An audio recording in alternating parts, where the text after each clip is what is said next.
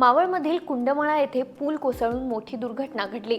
या अपघातामध्ये मृत्यू झालेल्या पर्यटकांची नावं समोर आली आहेत। 4 जणांचा मृत्यू झाला असून 51 जण जखमी झाली आहेत। मृतांमध्ये 6 वर्षाच्या मुलाचा देखील समावेश आहे। या अपघातावर राज ठाकरे यांनी ही ट्विट करत प्रतिक्रिया दिली। राज ठाकरेंनी काय ट्विट केलं पाहू। काल मावळ तालुक्यातील कुंडमाळा गावाजवळ इंद्रायणी नदीवरचा जुना झालेला लोखंडी पूल कोसळला। त्यात अनेक जण वाहून गेली आणि काही जण मृत्युमुखी पडलेत। नक्की हानी किती झाली आहे याचा अंदाज आला नाहीये। या दुर्घटनेत मृत्युमुखी पडलेल्या नागरिकांना महाराष्ट्र नवनिर्माण सेनेची भावपूर्ण श्रद्धांजली। हा पूल धोकादायक होता तर तिथे पूर्ण प्रवेशबंदी का नाही झाली हा प्रश्न आहेच। जर पूल धोकादायक झाला होता तर तो पाडून नव्याने पूल का नाही झाला।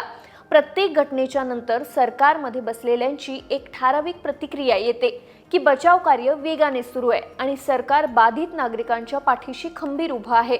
पण मुळात हा प्रसंग का येतो?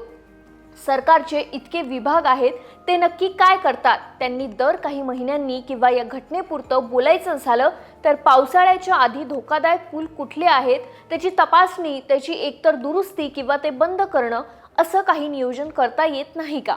बरं, प्रशासन करत नसेल तर इतकी वर्ष सत्तेत असलेल्यांना यांचं नियोजन करून प्रशासनाकडून काम करून का घेता येत नाही?